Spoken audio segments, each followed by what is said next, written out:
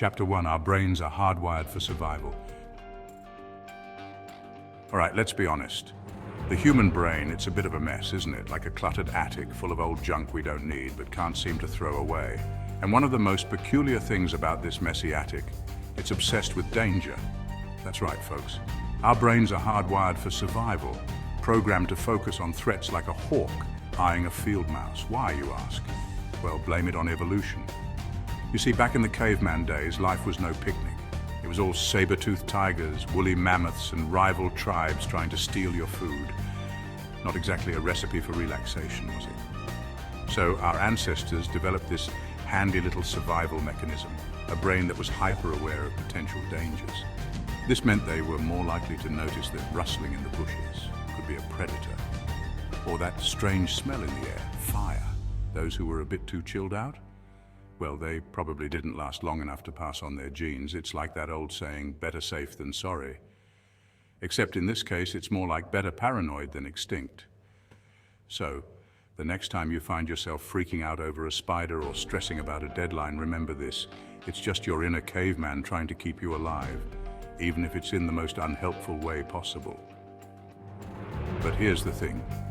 While our brains are great at keeping us alive, they're not always great at keeping us calm. In today's world, we don't face the same kind of threats our ancestors did. No saber-toothed tigers lurking around the corner. No rival tribes waiting to ambush us. Instead, we have deadlines, bills, and social media notifications. Our brains, however, still react to these modern stresses as if they were life or death situations. So what can we do about it? Well, one approach is to practice mindfulness and relaxation techniques. Activities like meditation, journaling, or even taking a walk in nature can help calm our overactive minds. Talking to a therapist or joining a support group can also be beneficial. It's about finding ways to manage our stress and rewire our brains to be less reactive. Remember, while our brains are hardwired for survival, we have the power to train them for a more peaceful existence. So, take a deep breath and give yourself a break. Your brain is just doing its job, but you can help it do it better. After all, a little bit of calm can go a long way in this modern jungle we call life. Chapter 2. The amygdala's got your back, whether you like it or not. Now let's meet the brains of the operation, shall we? The control center for all this threat detection is a little almond-shaped part of your brain called the amygdala. Don't let its size fool you, though. This little fella is a lean, mean, fear-processing machine. The amygdala is constantly scanning your environment for anything that seems even remotely dangerous. And when it spots something, boom! It triggers your fight-or-flight response faster than you can say woolly mammoth. Your heart races, your palms sweat, and your brain screams, "Danger, Will Robinson." Scientists have done all sorts of wacky experiments to figure out how this works. In one study, they showed people pictures of both friendly and angry faces, and guess what? The amygdala lit up like a Christmas tree when it saw the angry faces. It's like it was saying, "Whoa, mate, steer clear of that one." But here's the kicker. The amygdala isn't exactly known for its nuanced thinking. It's more of a shoot first, ask questions later kind of guy, so it tends to overreact, mistaking a harmless garden hose for a venomous snake, or a stressful email from your boss for a life or death situation. It's like having a bodyguard who's a little too trigger happy. Sure, they mean well, but you might end up with a few bruises and a whole lot of unnecessary anxiety along the way. Chapter 3. Why bad news sticks like glue and good news is like Teflon. Now I've got another fun fact for you. Did you know that our brains are like Velcro for bad news and Teflon for good news? It's a fascinating quirk of human psychology. Not only are our brains wired to spot threats, but they're also hardwired to remember them. This isn't just a random glitch, it's a survival mechanism deeply embedded in our neural circuitry. It's like that one embarrassing moment from high school that you just can't seem to shake no matter how hard you try. You know, the one where you tripped in front of everyone or said something awkward in class, except in this case, it's every scary or negative experience you've ever had, all filed away in your brain's things to worry about folder.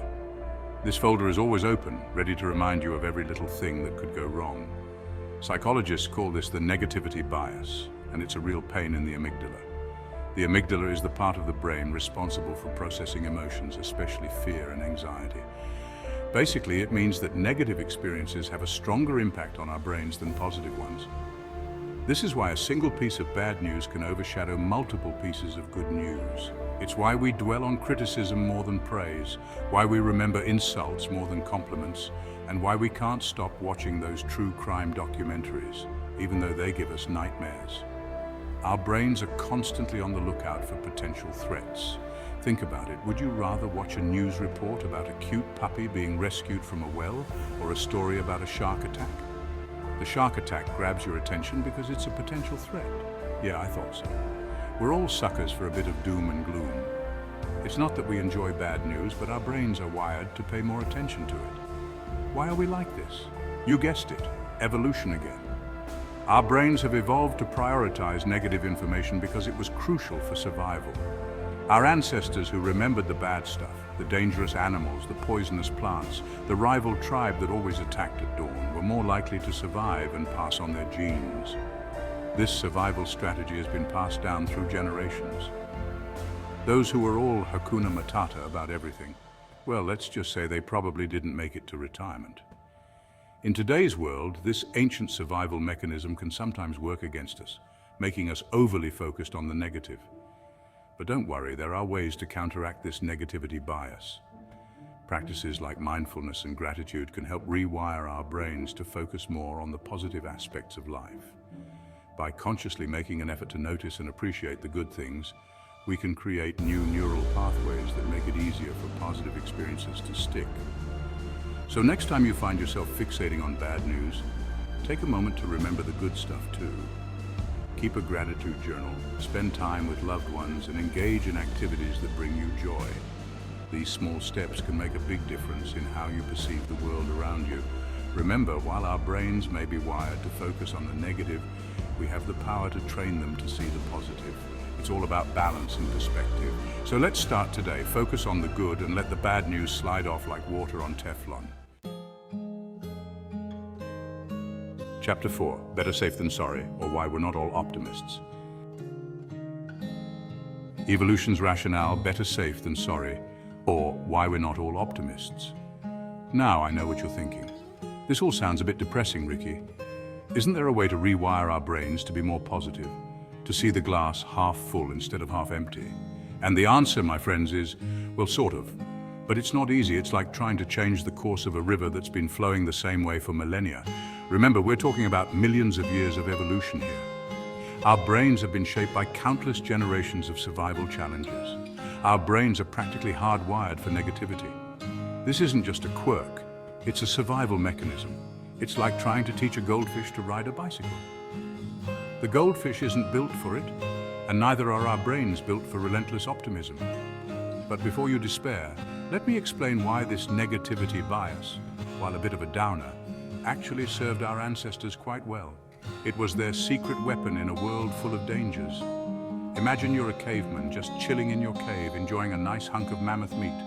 Life is good, right? Suddenly, you hear a twig snap outside. Your heart races, your senses heighten. Now you have two choices. Option 1, assume it's nothing. Maybe it's just the wind, or a squirrel. No need to panic. Keep enjoying your mammoth. You could stay relaxed, continue your meal, and hope for the best. Option 2, assume it's a saber-toothed tiger. Grab your spear, hide your family, and prepare for battle. You take action. Ready yourself for the worst-case scenario because your survival depends on it. Now, which option do you think is more likely to keep you alive? Exactly. It's better to be safe than sorry, even if it means being a little bit more on edge. Our ancestors who erred on the side of caution were the ones who lived to tell the tale and pass on their cautious genes. This cautious approach was their insurance policy against the unknown. So while our negativity bias might seem like a bit of a curse in today's world, it was actually a blessing in disguise for our prehistoric ancestors. It kept them vigilant and ready for anything. This vigilance ensured that they could protect their families, find food, and ultimately survive to see another day. Their cautious nature was a key factor in their survival. It kept them alive, and for that we can be grateful, even if it means we're all a little bit more anxious than we need to be. In today's world, This ancient survival mechanism can sometimes feel like a burden. But understanding its origins helps us appreciate why we are the way we are. And while we can't completely rewire our brains, we can learn to manage our negativity bias. Practices like mindfulness and gratitude can help us find a balance. By acknowledging our natural tendencies and working with them rather than against them, we can lead more fulfilling lives. So let's embrace our cautious nature, but also strive to see the positives in our modern world. Chapter 5, How Our Ancestors Benefited from a Healthy Dose of Fear. Caveman Conundrums, How Our Ancestors Benefited from a Healthy Dose of Fear. Let's travel back in time for a moment, shall we? Imagine you're a caveman named Oog. Life for Oog isn't all sunshine and roses. In fact, it's mostly dodging predators, foraging for food, and trying not to get eaten by something bigger than you. One sunny afternoon, Oog is strolling through the forest, whistling a merry tune, when he spots a set of large, unfamiliar footprints in the dirt. Now Oog has two choices. Option 1, ignore the footprints. They're probably nothing to worry about. Maybe they belong to a giant friendly rabbit, who knows. Option 2, freak out. Those footprints could belong to a saber-toothed tiger. Run back to the cave, warn the others, and prepare for the worst. Now, which option do you think is more likely to keep Oog and his cave-dwelling buddies alive?